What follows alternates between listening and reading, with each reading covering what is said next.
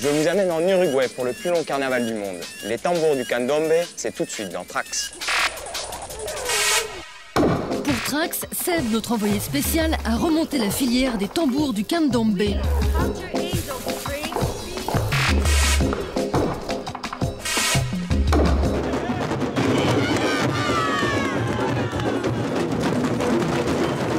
C'est le plus long carnaval du monde. De février à mars, en Uruguay, le cœur de Montevideo bat au rythme des tambours non-stop. Une version latine de On achève bien les chevaux, menée par des groupes de danseurs et de musiciens, les comparsas. Aujourd'hui, la musique de ce petit pays, coincé entre le Brésil et l'Argentine, déborde largement ses frontières. Son nom, le candombe. Tout le monde peut défiler avec la comparsa de son choix, mais si les premières heures sont à la portée de chacun, les jambes et les bras s'alourdissent au fil des heures.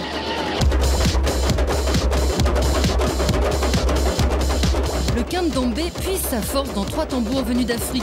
Le plus aigu, le chico, le piano qui joue le rôle de la basse et le repiqué qui improvise les solos.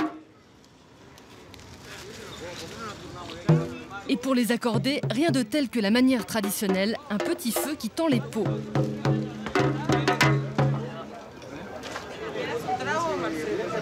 Mais si le candombe a séduit toute l'Amérique latine, c'est qu'il a su se nourrir d'autres influences. J'écoute aussi bien des groupes cubains d'aujourd'hui comme les Orishas que le trip-hop des Massive Attack, Morshiba, Tricky ou Björk.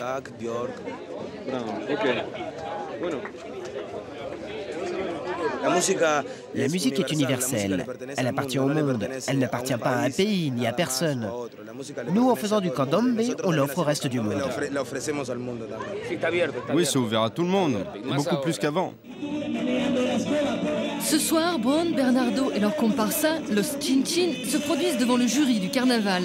À la clé pour le vainqueur de cette compétition, l'assurance de vendre dans l'année des centaines de milliers de disques dans toute l'Amérique latine. C'est qu'aujourd'hui, le candombe est devenu un marché juteux, au point que même les abonnés au top 50 s'y mettent, comme ici Natalia Oreiro, présentatrice à la télévision et interprète d'un tube très carnavalesque vendu à 1 million d'exemplaires de Miami à Buenos Aires.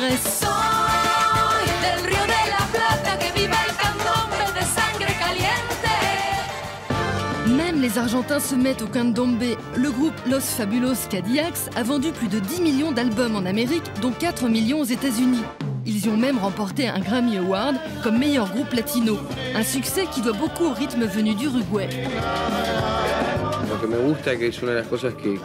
Ce qui me plaît dans ce disque, ce qu'on a réussi à faire, c'est l'influence des rythmes du Rio de la Plata, sans pour autant que ça ressemble à quelque chose de déjà fait.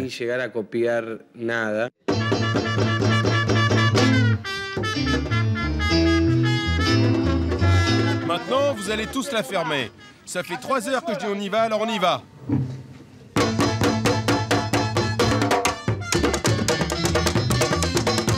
Il y a 30 ans, le candombe était uniquement réservé au quartier noir de Montevideo. Les Blancs qui souhaitaient participer au défilé allaient jusqu'à se peindre le visage en noir.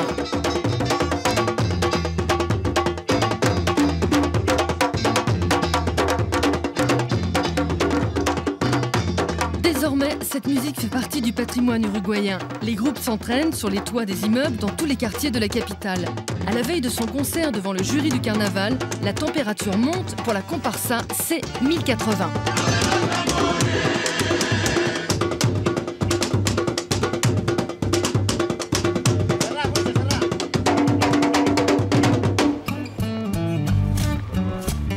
Gustavo est originaire du quartier noir de Palermo. À 35 ans, il survit en faisant du théâtre. C'est la première fois qu'il défile avec la comparsa Biafra. Pour lui, une page a été tournée dans l'histoire du candombe. Jusqu'à récemment, les anciens ne nous laissaient pas jouer tant qu'on ne maîtrisait pas parfaitement le tambour. C'était une histoire de famille. Mais maintenant que les préjugés noirs, blancs ont disparu et qu'on vit en meilleure harmonie, on joue tous ensemble. Symbole de la culture africaine, les tambours étaient interdits par les colons espagnols. À l'abolition de l'esclavage en 1846, ils furent tolérés le dimanche. C'est ainsi que se développèrent les premières comparsas. En 1973, une junte militaire prend le pouvoir en Uruguay. Toutes les comparsas sont alors interdites, comme toutes les manifestations de la culture noire. Une chape de plomb s'abat sur le pays. Elle ne sera levée qu'en 1985. Cette année-là, la dictature s'effondre après plusieurs mois de pression populaire et un référendum catastrophique pour la junte. Dans la rue, aux mains des partisans de la démocratie, les tambours du candombe ont fait leur grand retour. Aujourd'hui, la nouvelle génération, qu'elle soit blanche ou noire de peau, redécouvre les tambours.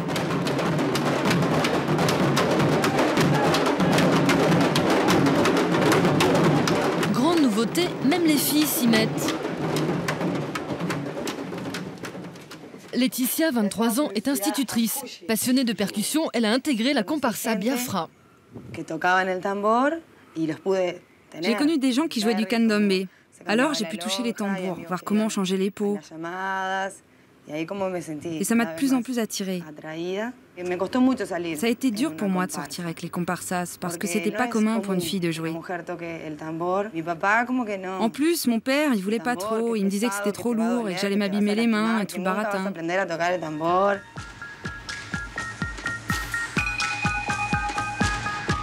Débarrassé de ses putschistes, l'Uruguay devient une société multiculturelle. Même s'il reste beaucoup de chemin à parcourir, l'économie de ce pays, qu'on appelait la Suisse de l'Amérique du Sud, repart petit à petit, redécouvrant sa vocation portuaire.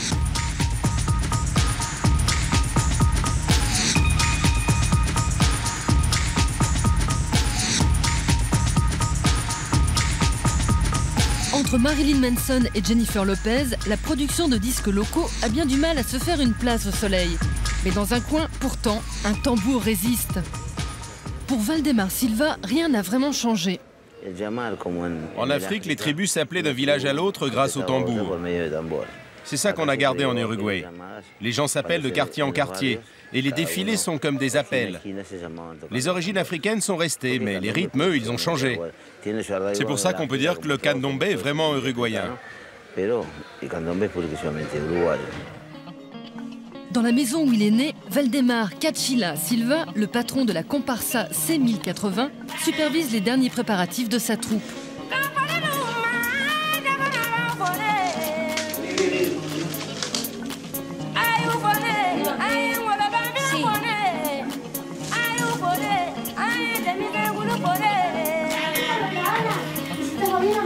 Pour ces musiciens et danseurs, ce moment a été préparé toute l'année. Chaque famille a participé à l'élaboration des costumes.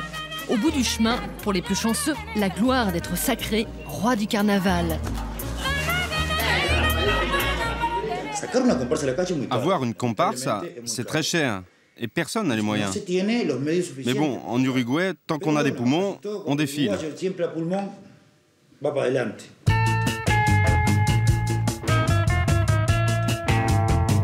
Jusqu'au début du siècle, les tonneaux qui débarquaient sur le port du Rio de la Plata servaient de base au tambour du candombe. Aujourd'hui, ils sont fabriqués à la main par quelques artisans, dont Juan Velorio reste le maître incontesté. On lui passe commande jusqu'aux États-Unis et à l'Australie. Les comparsas lui ont rendu hommage en lui dédiant chacune une chanson. Là, je suis en train de fabriquer un chico. Je ne sais pas où il va aller, mais de toute façon, les tambours que je fabrique vont bien plus loin que moi. On a tous un tambour dans le corps. Que tu le veuilles ou non, le cœur est un battement de tambour. Il est toujours là et il fait boum. Il continue toujours de battre.